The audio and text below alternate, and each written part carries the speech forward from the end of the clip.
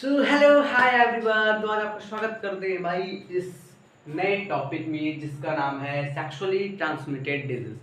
क्या है sexually transmitted disease? देखो, हमें पता है ना कि सेक्सुअली ट्रांसमिटेड डिजीज क्या होता है।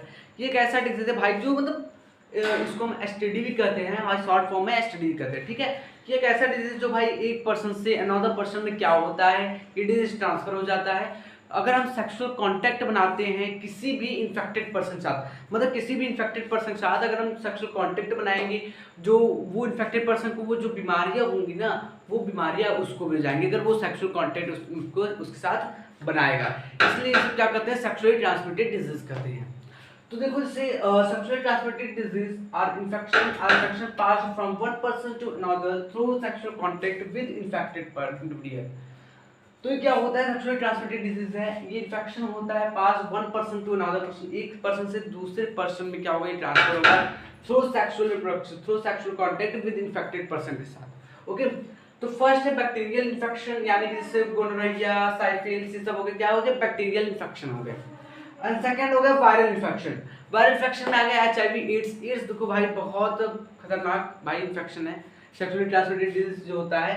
एंड एक हो गया जेनियल वॉर्ड्स, ये कुछ नाम है, ये मुझे नहीं पता। हाँ, जेनियल वॉर्ड्स, ये देखो, ये जेनियल वॉर्ड्स एक बीमारी है जो वायरल इन्फेक्शन है, जो भाई मतलब ये बहुत ज़्यादा बीमारी है। ये इससे क्या होता है ना, इससे भाई आदमी का पूरा इम्यून सिस्टम वो हैक हो जाता है भाई, मतलब इम्यून सिस्टम गया तो गया, ये ऐसा हो जाता है। ठीक है, तो ये भाई ये होता है सेक्सुअली ट्रांसमिटेड डिजीज, जो भाई एक से दूसरे पर्सन में क्या हो, ट्रांसफर हो with contact with sexual contact with infected person। Friends देखो, यहाँ पर हम पढ़ने वाले हैं कॉन्ट्रासेप्शन। कॉन्ट्रासेप्शन क्या होता है भाई? देखो, कॉन्ट्रासेप्शन देखो सिंपल सा है। कॉन्ट्रासेप्शन क्या होता है? देखो, कॉन्ट्रासेप्शन एक ऐसा मेथड, एक ऐसा डिवाइस है जो क्या किसमें यूज किया जाता है भाई, प्रेगनेंसी को प्रिवेंट करने में। किसमें?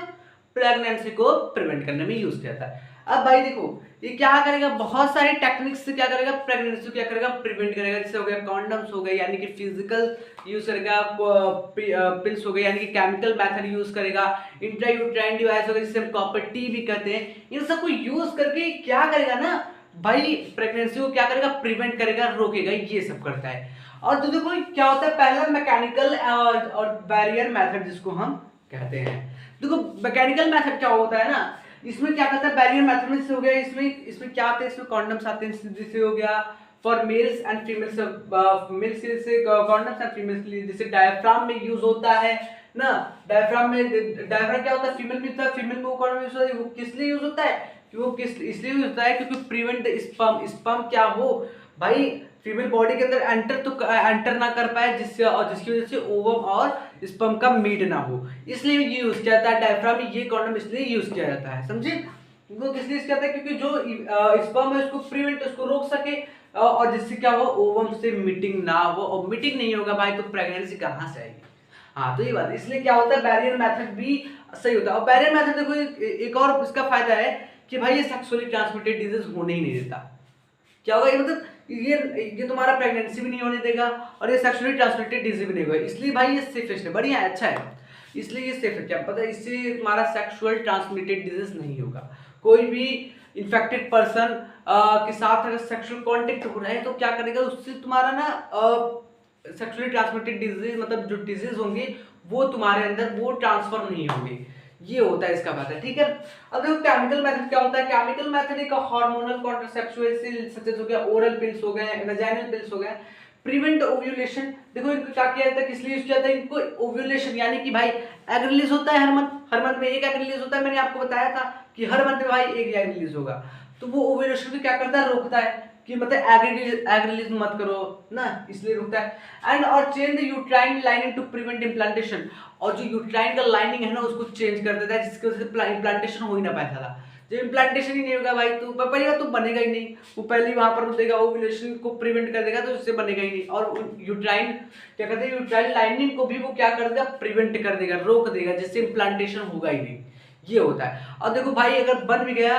जाइगोट बन भी गया तो इम्प्लांटेशन ही नहीं हुआ, जब इम्प्लांटेशन ही नहीं होगा तो भाई तो बनेगा ही नहीं वो, ये होता है। ठीक है, हाँ, तो ये भी क्या कहता है, यूट्राइन लाइनिंग को भी प्रिवेंट मतलब रोक देता है, जिससे इम्प्लांटेशन नहीं हो पाता। हाउएवर दिस मेथड में have side effects and do not protest again. देखो इस मेथड क्या है ना, इसके कुछ साइड इफेक्ट्स भी हैं। अब आप ओरल पिल्स लोगे, कोई केमिकल मेथड यूज करोगे, जिसमें मेडिसिन यूज करोगे, तो इसमें इसके साइड इफेक्ट्स तो मिलेंगे ही मिलेंगे। और देखो ये इसमें ये साथ में क्या सेफिश नहीं है, इसलिए सेफिश नहीं है क्योंकि देखो ये क्या करता है ना भाई, ये प्रोटेक्ट मतलब जो सेक्सुअली जो डिजीज होते हैं ना, सेक्सुअल डिजीज होते हैं, उसको ये प्रिवेंट नहीं कर पाता, रोक नहीं पाता उनको। आप किसी साथ कांटेक्ट करेंगे तो वो क्या करेगा, वो रोक नहीं पाएगा, आपको भी वो डिजीज हो जाएगी। तो ये होता है भाई chemical method and barrier method. Intrauterine device and surgical method. देखो ये दोनों मेथड है ना भाई, इंट्रायूट्राइन डिवाइस यानी कि कॉपर टी इसको हम कहते हैं ना। देखो इंट्रायूट्राइन डिवाइस को हम समझते हैं क्या होता है, दिस आर, देखो क्या है ये, दिस आर स्मॉल। देखो ये छोटा होता है और टी शेप्ड का होता है, यानी कि कुछ ऐसा स्ट्रक्चर इसका रहेगा, ऐसा ये कुछ टी शेप्ड का रहता है, टी शेप्ड का, ठीक है। वो क्या रहेगा, टी शेप का स्ट्रक्चर है ये। और ये क्या है, एक ऐसा डिवाइस है ना जो क्या करता है, प्रिवेंट करता है। या देखो ये कहाँ पर प्लांट किया था, जैसे यूट्रस, हमारा जो वॉल है यूट्रस का ना, वहां पर यूट्रस के अंदर इसको क्या किया था, प्लांट किया था, कि यूट्रस के अंदर इसको फिट किया था, इसको लगाया था यूट्रस के अंदर जाके, जिसको हम कॉपर टी भी कहते हैं, ये लूप शेप्ड का होता है। These are T-shaped device, T-shaped का डिवाइस होता है, प्लांट किया जाता है इन द यूट्रस के अंदर, इसको क्या कहता है, प्लांट किया जाता है, यानी कि लगाया जाता है, ठीक है। अब देखो कॉपर टी क्या होता है, वो लूप शेप्ड का होता है, in the uterus, prevent pregnancy. भाई साफ साफ बात, प्रेगनेंसी को क्या करने के लिए, रोकने के लिए। और देखो इसका काम क्या रहता है ना, ये स्पर्म को क्या करता है, किल करता है, स्पर्म को अंदर जाने नहीं देता। ये कॉपर टी है तो भाई कॉपर है तो कॉपर रिलीज करेगा, तो ये कॉपर रिलीज करता है, जैसे स्पर्म कॉपर क्या करता है, स्पर्म को ना किल कर देता है, तो किल कर देता है, इसलिए स्पर्म अंदर जा नहीं पाता, इसलिए इसको यहाँ पर प्लांट किया जाता है, ठीक है। लेकिन ये क्या करता है ना, कैन कॉज मतलब भाई ये इसका भी कोई साइड इफेक्ट है, ये यूट्राइन में इरिटेशन लाता है, किसी केस में यूट्राइन के अंदर इरिटेशन ला देगा, आपको पेन होगा, ये सब होता है, ठीक है। तो जैसे कुछ सर्जिकल मेथड क्या होता है, सर्जिकल मेथड परमानेंट मेथड है भाई, ये अगर पकड़ा लो तो बस बात खत्म हो जाएगी, उसके आगे तुम नहीं होगा ना। जैसे देखो मेल में क्या होता है, मेल में वेसेक्टोमी नाम का होता है, देखो वेसेक्टोमी नाम का सर्जिकल डिवाइस होता है, इसमें क्या होता है ना, ब्लॉकिंग द वॉज डिफरेंस को क्या किया जाता है, पहले कट किया जाता है, कट करके क्या किया जाता है, ब्लॉक कर दिया जाता है। और जब वॉज डिफरेंस ब्लॉक हो गया तो भाई स्पर्म तो रिलीज होगा लेकिन बाहर ही नहीं जाएगा, तो फायदा ही क्या है, जब बाहर नहीं गया तो भाई वो कभी होगा ही नहीं ना।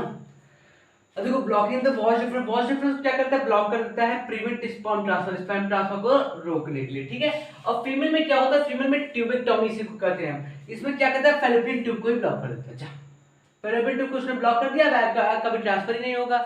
अब ट्रांसफर को फैलोपियन ट्यूब जानते हो, फैलोपियन ट्यूब में ही क्या होता है, साइट ऑफ फर्टिलाइजेशन, मैंने बताया था आपको, फैलोपियन ट्यूब को क्या कहते हैं, साइट ऑफ फर्टिलाइजेशन कहते हैं। अब जब वही कट गया तो वहां पर एग पहुंच ही नहीं पाएगा, तो फर्टिलाइजेशन कहां से होगा, ये होगा नहीं होगा ना।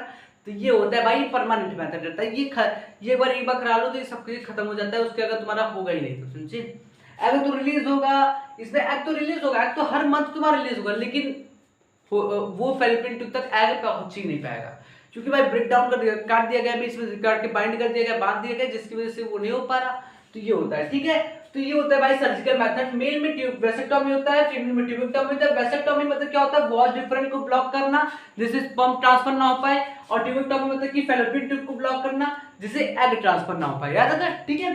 बट लेकिन इसका क्या होता है ना, सर्जरी से, सर्जरी का सेफ रहता है लॉन्ग रन, मतलब बहुत सारे सर्जरी इसका सेफ रहता है, लेकिन इसमें कुछ रिस्क रहते हैं भाई, जैसे इन्फेक्शन हो सकते हैं, आपको इससे क्या सकते हैं, इन्फेक्शन हो सकते हैं। ये सर्जरी जब इसका कराओगे तो वो तो सेफ रहेगा, लेकिन लंबे समय के लिए भाई कुछ आपको इन्फेक्शन कॉज कर सकता है। तो ये था सर्जिकल मेथड। तो यहाँ पर होता है ये चैप्टर दी एंड, ये चैप्टर यहाँ पर इसका एंड था। आई होप आपको ये चैप्टर बहुत अच्छे तरीके से आपके पूरे दिमाग में फिट हो गया होगा, क्योंकि पढ़ाया तो गया बहुत अच्छे तरीके से, बहुत अच्छे लेवल पे। तो ये था चैप्टर नंबर 3 जिसका नाम है हाउ डू ऑर्गेनिज्म रिप्रोड्यूस। अगर आपको वीडियो अच्छी लगे तो भाई सब्सक्राइब तो जरूर करना, ठीक है।